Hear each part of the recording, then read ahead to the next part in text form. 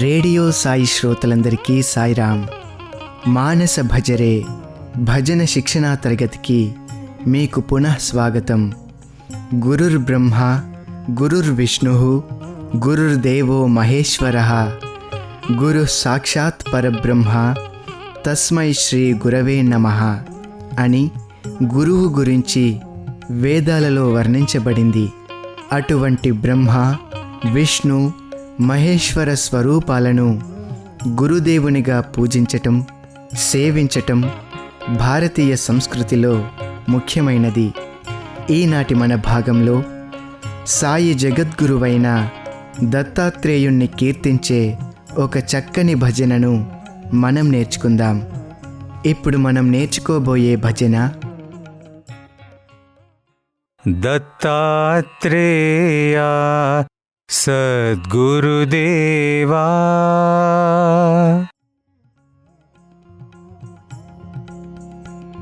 మన కార్యక్రమంలో ముందుగా మొత్తం 6 పంక్తులు గల ఈ భజనలోని ప్రతి పదాన్ని ఎలా ఉచ్చరించాలో తెలుసుకుందాం.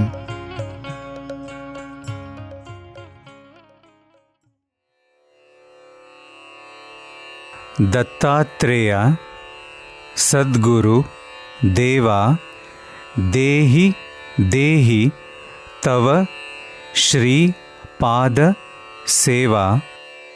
తుమ్ హి బ్రహ్మ సనాతన దేవా విష్ణు నారాయణ శ్రీ వాసుదేవా. పన్నగ భూషణ శివ మహదేవా దేహి దేహి తవ శ్రీ పాద సేవా.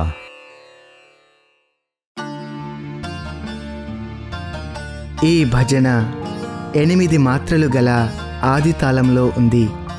ఇది కర్ణాటక సంగీతంలోని శేఖర చంద్రిక రాగం యొక్క స్వరస్థానాలను కలిగి ఉంది. ఈ రాగంలో వచ్చే స్వరస్థానాలు షడ్జమం, శుద్ధ రిషభం, సాధారణ గాంధారం, ప్రతి మధ్యమం, శుద్ధ దైవతం, కాకలి నిషాదం. ఇదే రాగంలోని మరికొన్ని సాయి భజనలు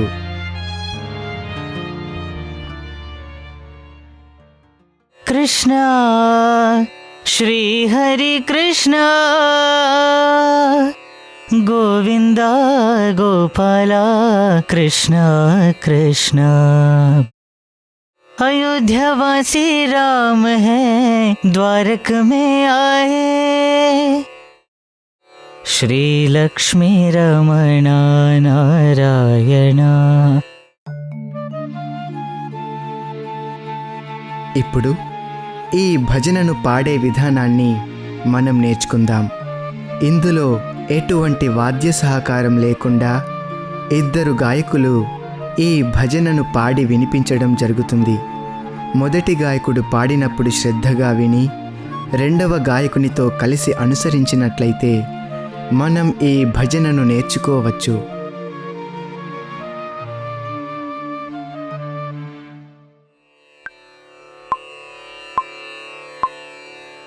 దత్తాత్రేయ సద్గురుదేవా.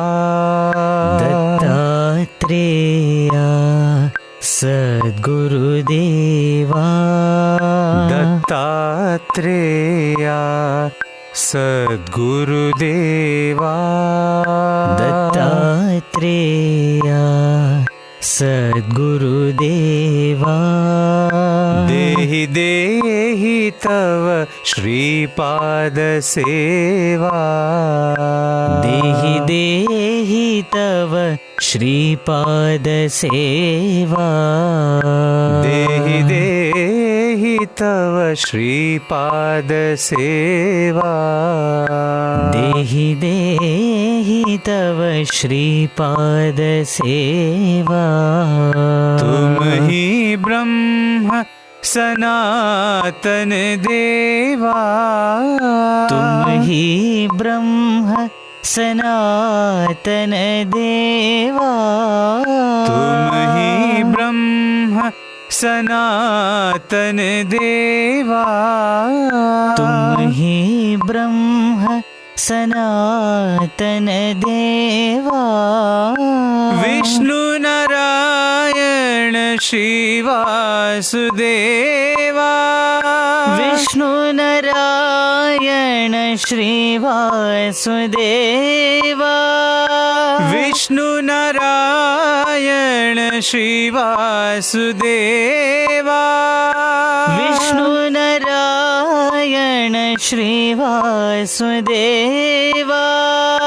पन्नग भूषण शिव महदेवा पन्नग भूषण शिव महदेवा पन्नग भूषण शिव महदेवा पन्नग भूषण शिव महदेवा देहि देहि तव श्रीपाद सेवा देहि देहि तव श्रीपाद सेवा देहि देहि तव श्रीपाद सेवा देहि देहि तव श्रीपाद सेवा दत्तात्रेया सद्गुरुदेवा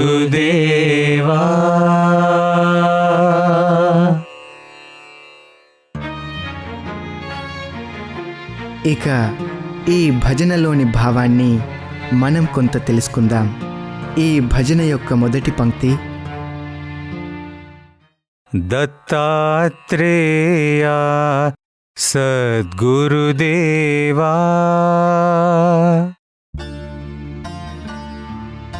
దత్తాత్రేయుడు బ్రహ్మ విష్ణు మహేశ్వరుల ఏకీకృత రూపం. సద్గురు అనగా సత్యమైన నిజమైన గురువని అర్థం. గుకారం అంధకార సూచకం, రుకారం దానిని నివారించే వెలుగు. కనుక గురు శబ్దం అజ్ఞానమను అంధకార నిర్మూలన గావించి శిష్యుల హృదయాలలో ప్రజ్ఞాన జ్యోతిని వెలిగించే తత్వాన్ని సూచిస్తుంది. అయితే ఈనాడు లోకంలో గురువులుగా పరిగణింపబడేవారు నిజమైన గురువులు కారు. ఒక్క దైవమే సర్వుల హృదయాలలోని అంధకారాన్ని నిర్మూలించి ప్రజ్ఞాన జ్యోతిని వెలిగించగల సమర్థుడు అని స్వామి అన్నారు. ఈ పంక్తిలో చివరి పదం దేవా. దేవ శబ్దం దైవత్వాన్ని తెలుపుతుంది. భాగవత వాహినిలో శుక పరీక్షిత్తుల సంభాషణలో దత్తాత్రేయుని ప్రస్తావన ఉంది.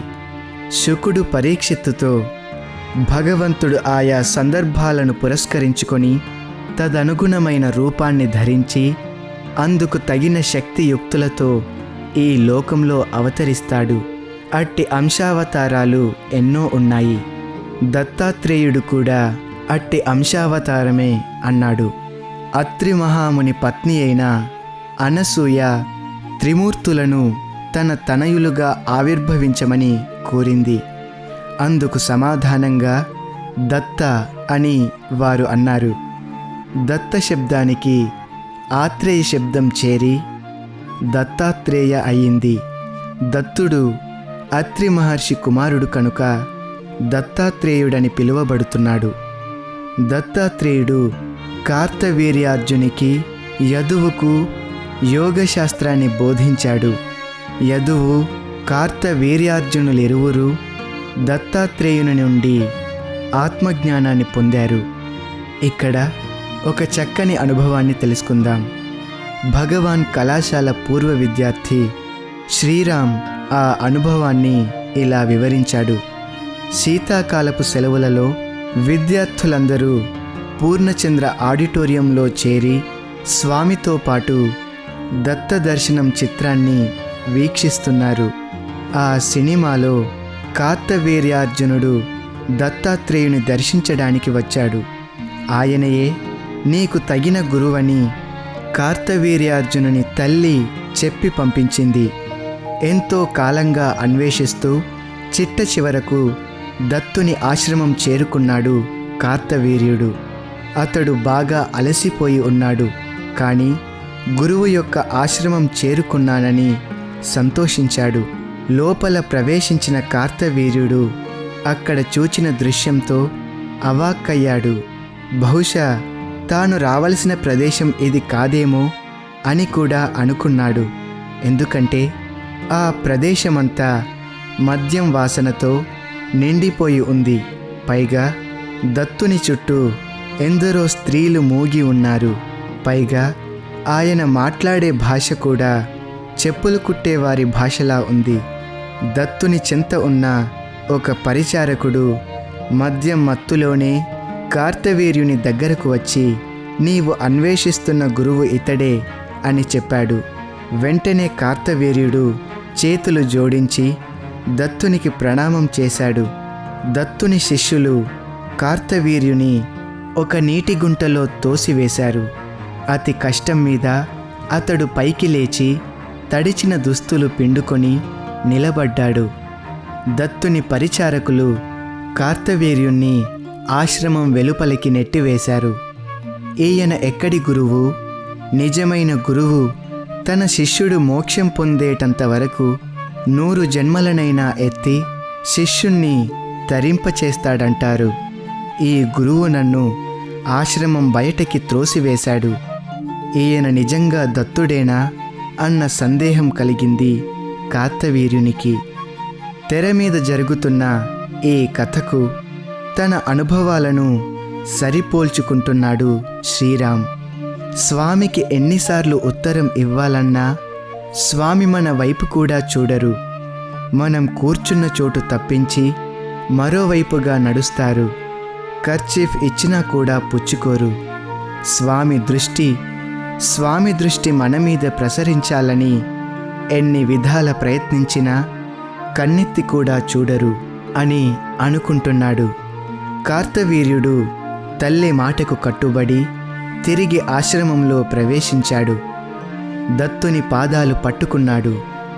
ఆయన మద్యం మత్తులో నోటికి వచ్చినట్లు వదరుతున్నాడు. కార్తవీర్యుని తిట్టాడు, కొట్టాడు. అయినా అతడు చెరించలేదు. గురువు పాదాలు వదలలేదు. కొంతసేపటికి సుగంధ పరిమళం ఆ ప్రాంతమంతా అలుముకుంది. అచ్చట మత్తులై సంచరిస్తున్న స్త్రీలు, పరివారం ఋషులుగా మారిపోయారు. దత్తుడు తన నిజస్వరూపంతో కార్తవీర్యుని ఎదుట సాక్షాత్కరించాడు. అనుగ్రహంతో అతని శిరస్సుపై తన అభయహస్తముంచి ఆశీర్వదించాడు. ఆ స్పర్శతోనే అతనికి బ్రహ్మజ్ఞానాన్ని ప్రసాదించాడు. సరిగ్గా ఈ ఘట్టంతో సినిమా ఆగిపోయింది. తెర మీద చీకటి అలముకుంది. స్వామి తమ సింహాసనం నుండి లేచారు. టేబుల్ మైకు అమర్చారు. అప్పుడు స్వామి మెల్లని స్వరంతో, నేను దత్తాత్రేయుడను, టెస్ట్ ఈజ్ మై టేస్ట్ అని ప్రకటించారు. మన ప్రియమైన స్వామియే దత్తాత్రేయుడు. ఆనాటి నాటకమే ఈనాడు కూడా ఆడుతున్నారు. మనం స్వామి పాదాలను పట్టిన పట్టు విడవకుండా ఉన్నప్పుడు ఆయన ఎన్ని పరీక్షలు పెట్టినా, ఎన్ని ఆటంకాలు అవాంతరాలు కలిగించినా కట్టకడపటికి మనకు ఏమి ఇవ్వాలని స్వామి అవతారం ధరించారో ఆ గమ్యానికి మనలను తప్పక చేర్చుతారు. నిజమైన సద్గురువు మన ఆధ్యాత్మిక ప్రగతికే ప్రాధాన్యత ఇస్తారు. లౌకికమైనవేవి అందుకు అడ్డుగా నిలువలేవు. 2వ పంక్తి. దేహి దేహి తవ శ్రీపాద సేవా. నీ యొక్క శ్రీపాద సేవను మాకు ప్రసాదించమని మనం ఈ పంక్తిలో భగవానుణ్ణి కోరుతున్నాం. పాదసేవ అనగా స్వామి పాదాలను సేవించడమే కాదు.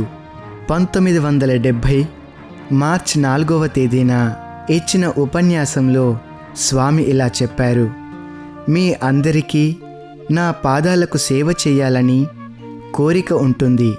మీ అందరికీ ఆ అవకాశం ఇస్తే నా పాదాలు ఏమైపోతాయి?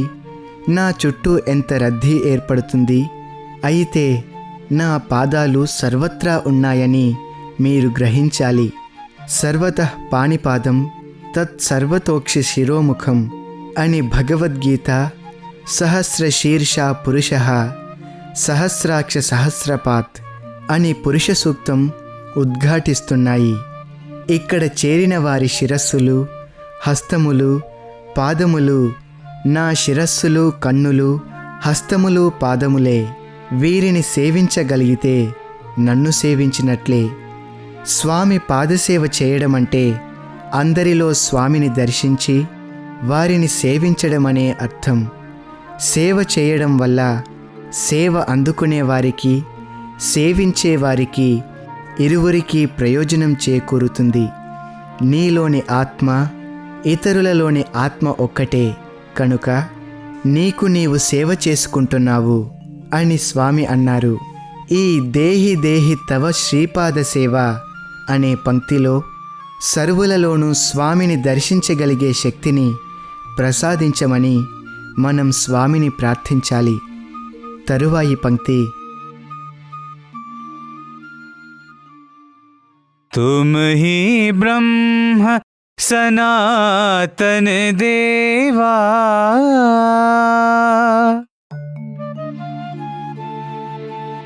తుమ్ హి అనగా నీవే, బ్రహ్మ అనగా సృష్టికర్త, సనాతన దేవ అనగా ఆది మధ్యాంతరహితుడైన భగవంతుడు, త్రిమూర్తులలోని బ్రహ్మవు నీవే అని ఈ పంక్తికి అర్థం. 4వ పంక్తి: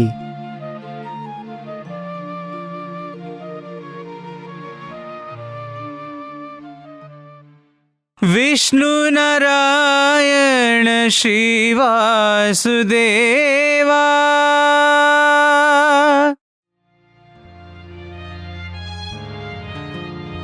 విష్ణువు అనగా సర్వవ్యాపి అని అర్థం.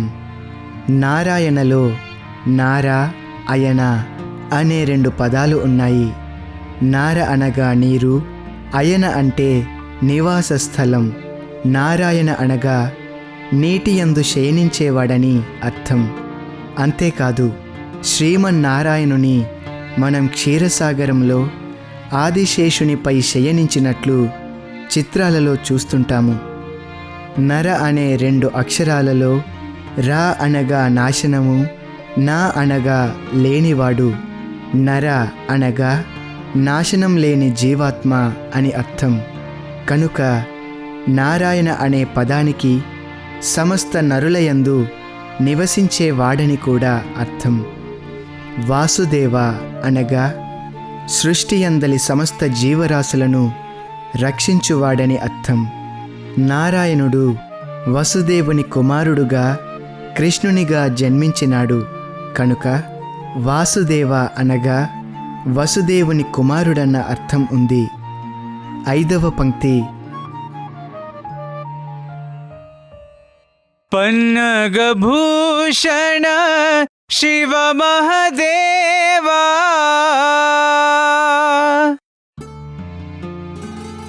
పన్నగభూషణ అనగా సర్పములు ఆభరణములుగా కలవాడని అర్థం.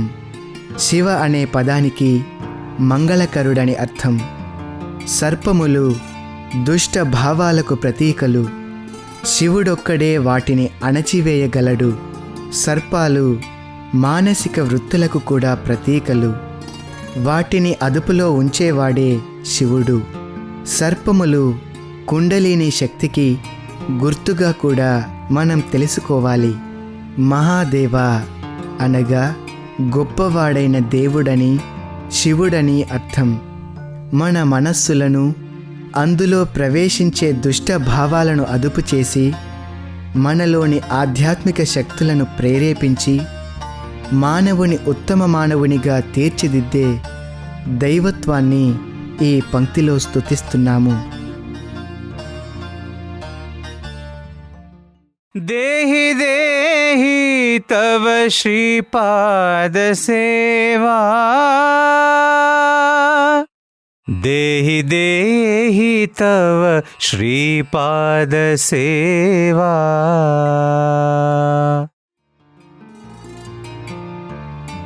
ఈ భజనలో మొదటి పంక్తి దత్తదేవుణ్ణి స్తుతించేది.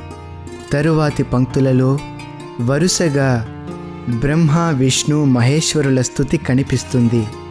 దత్తాత్రేయుడు త్రిమూర్తి స్వరూపుడు కనుక ఒక్కొక్క పంక్తిలో ఒక్కొక్క మూర్తిని వర్ణిస్తున్నాము.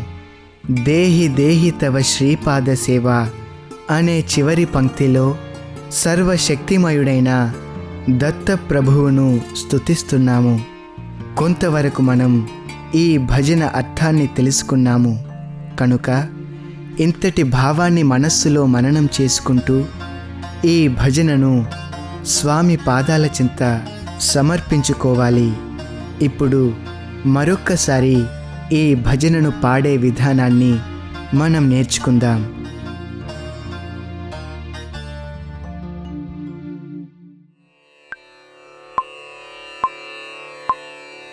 दत्तात्रेया सद्गुरुदेवा।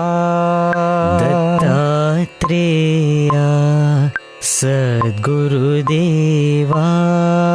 दत्तात्रेया सद्गुरुदेवा। दत्तात्रेया सद्गुरुदेवा। देहि देहि तव श्रीपादसेवा। देहि देहि तव श्रीपादसेवा।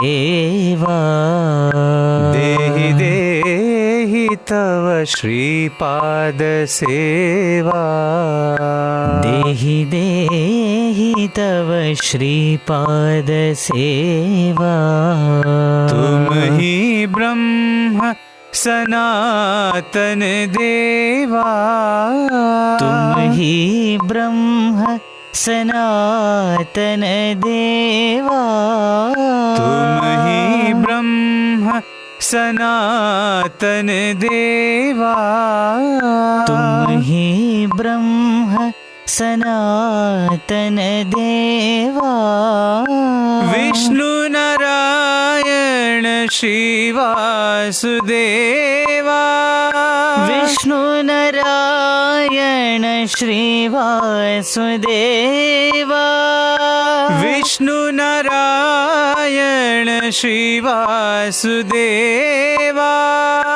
विष्णु नारायण श्रीवासुदेवा।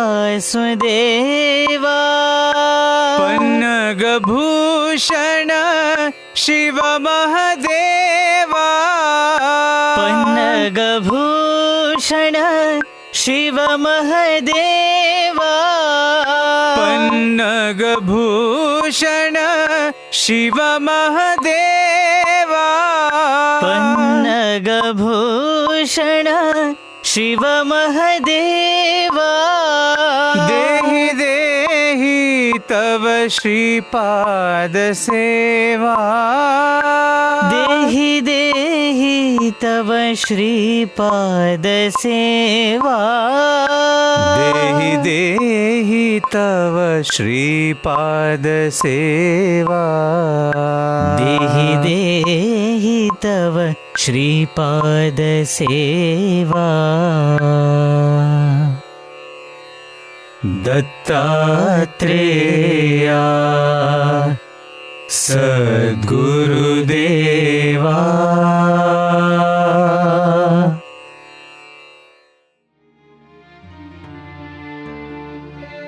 స్వామి కళాశాల పూర్వ విద్యార్థి శ్రీ సోనం గారి అనుభవాన్ని ఇలా పంచుకున్నారు. 1978లో నేను బృందావనంలో చేరాను. గురు పూర్ణిమ తరువాత స్వామి బృందావనం వచ్చినప్పుడు మొదటిసారిగా స్వామి విద్యార్థిగా నేను దర్శనం చేసుకున్నాను. స్వామి వచ్చి అప్పటి వార్డెన్ గారు శ్రీ సుదర్శన్ గారిని ఆశీర్వదించారు. కొత్తగా చేరిన విద్యార్థుల గురించి అడిగారు.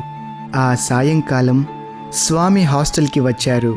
సీనియర్స్ అందరూ భజన పాడమని నన్ను ముందుకు నెట్టారు. కాలేజీలో చేరగానే భజన పాడేవారిలో కొందరిని స్వామి ఎదుట పాడేందుకు ఎంపిక చేస్తారు. నన్ను సెలెక్ట్ చేశారు. గిరిధారిలాల్ అనే భజన నేను కలకత్తాలో నేర్చుకున్నాను. అదే భజనను స్వామి సన్నిధిలో పాడాను. స్వామి తమ నివాసంలోకి తిరిగి వెళ్తూ ప్రిన్సిపల్ గారిని ఈ రోజు భజన పాడిన పిల్లవాడు ఎక్కడి నుండి వచ్చాడని అడిగారట. ప్రొఫెసర్ నరేంద్ర సిక్కిం నుండి వచ్చాడని చెప్పారట. ఓహో అలాగా అంటూ వెళ్ళిపోయారట. ఇదంతా నాకు సీనియర్ విద్యార్థులు చెప్పారు. మరునాడు దర్శనంలో స్వామి నన్ను చూసి, నువ్వు భజన బాగా పాడావు, నా ఝోలా కార్యక్రమానికి కూడా పాడటానికి సిద్ధంగా ఉండు అన్నారు. అంతటి భగవంతుడు ఒక సాధారణ మానవుణ్ణి నన్ను అంతగా ప్రశంసించడం నా జీవితంలో మరపురాని మధురానుభూతి. ఈనాడు నేనింత తృప్తిగా ఆనందంగా జీవించగలుగుతున్నానంటే అది ఈ భజనల వల్లనే అని శ్రీ సోనం గారు తెలిపారు. ఇక ఈనాటి మన కార్యక్రమంలో చివరిగా ఈ భజన యొక్క సమగ్రమైన రూపాన్ని పొందటానికి విద్యార్థులు సాయి కుల్వన్ సభామండపంలో వాయిద్యాల సహకారంతో పాడిన ఈ పూర్తి భజనను ఇప్పుడు మనం విందాం.